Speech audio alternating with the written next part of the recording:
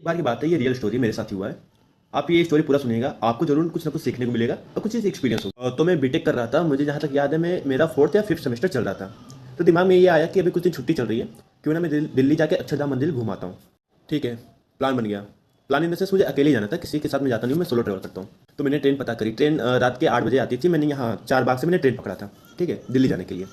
और फिर क्या हुआ, ऐसे में दिल्ली गया तो ठीक है, मैं दिल्ली पहुंच गया। मेन बात ये है कि वहाँ दिल्ली रेलवे स्टेशन पे पहुंचने के बाद कुछ ही मीटर पे मेट्रो स्टेशन है, और दिल्ली का मेट्रो स्टेशन बहुत कॉम्प्लिकेटेड है, जहाँ तक मतलब मुझे कॉम्प्लिकेटेड ही लगा। ठीक है, मैं मेट्रो स्टेशन पे नीचे जाके मैं वापस आ गया, क्योंकि मुझे वहाँ की चीज़ें समझ में नहीं आई।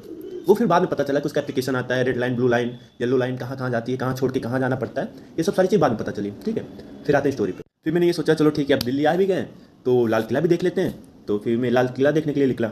ठीक है, फिर लाल किला में ऐसे घूम ही रहा था, मतलब अगल बगल राउंड में मार रहा था। वहीं पे 2 लड़के मिले मुझे।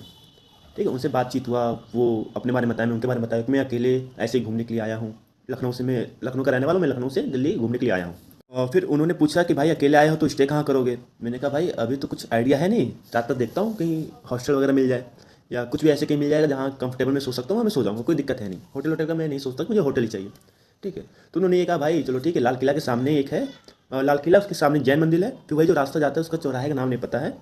ठीक है, वहीं एक गुरुद्वारा है, वहीं पे दोनों वो लोग टिके हुए थे। उन्होंने ये कहा चलो ठीक है भाई, वहाँ तुम भी सो जाना, हम लोग वहाँ पर हैं, पिछले 2-3 दिन से वो लोग पहले से ही आए। तो मैंने कहा ठीक है चलो कोई बात नहीं। और वैसे भी गुरुद्वारा में फ्री का खाना, मतलब खाना प्रसाद जो भी कीजिए, और सोने का भी वहीं पे मैं सो गया था। और बट मेरा फ़ोन चार्ज था नहीं, बट गुरुद्वारा में एक व्यवस्था ऐसा था कि वहाँ पे आप फ़ोन चार्ज में लगा सकते हैं। लेकिन वहाँ पे मेरे जैसे बहुत लोग थे, तो वहाँ पे क्या था कि सुबह उठना पड़ता था, मतलब 3-4 बजे अगर आप उठ गए तो आपको सॉकेट मिल जाएगा फ़ोन चार्ज करने के लिए। ठीक है, रात हो गई, भोर हुआ, 3 बजे फ़ोन चार्ज करने का टाइम हुआ। तो मैं किसी को नहीं जानता था, बस हम लोग कुछ ही घंटे पहले मिले थे। वो फ़ोन मांगा, भाई लाओ फ़ोन, लो मतलब फ़ोन लाओ, मैं चार्ज में लगा दूँ। तो मैंने तुरंत फ़ोन थमा के मैं सो गया। फिर जब फ़ोन मैं उसको देख के मैं सो गया, फिर फ़ोन में जब 3-4 घंटे बाद में उठता हूँ, ठीक है, वो सामने से आके कहता है कि भाई आज के बाद कभी भी